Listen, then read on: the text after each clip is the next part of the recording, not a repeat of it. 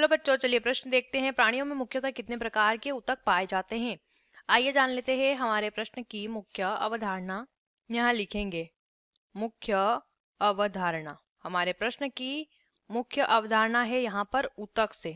ठीक है, ऊतक जो होते हैं कोशिकाओं का समूह होते हैं। कोशिकाओं का समूह होते हैं, अलग अलग प्रकार की कोशिकाएं मिलकर, यानी कि एक प्रकार की कोशिकाएं एक ही ऊतक के अंदर होती है। और कोशिकाओं के प्रकार जब बदलते हैं तो ऊतक का प्रकार भी बदल जाता है। कोशिकाओं के समूह को क्या कहते हैं? ऊतक कहते हैं। अब शरीर में ऊतक के प्रकार कितने होते हैं वो पूछे गए हैं। तो शरीर में मुख्यतः 5 प्रकार के ऊतक पाए जाते हैं।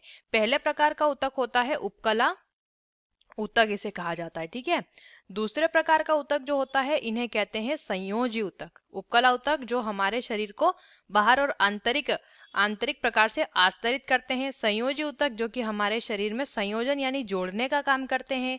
ठीक है, उसके बाद आते हैं पेशी ऊतक, जिससे कि हमारे शरीर में प्रचलन और गति में सहायता मिलती है। चौथे होते हैं तंत्रिका ऊतक, जिससे हमारे शरीर में संवेदनाओं का जो है क्या कहेंगे हम, संवेदनाएं जो हैं वो हमें प्राप्त होती है। मस्तिष्क से संवेदनाएं अंगों तक जाती है, अंगों से कहाँ तक आती है? मस्तिष्क तक। और 5वें प्रकार के ऊतक होते हैं जनन ऊतक, जो कि हमारे शरीर में प्रजनन अंगों आदि का निर्माण करते हैं। तो ये 5 प्रकार के मुख्यतः ऊतक पाए जाते हैं। हमें ये प्रकार के बारे में पूछा गया था, हमने बताया। आशा करते हैं आपको इस प्रश्न का उत्तर समझ आया होगा। धन्यवाद।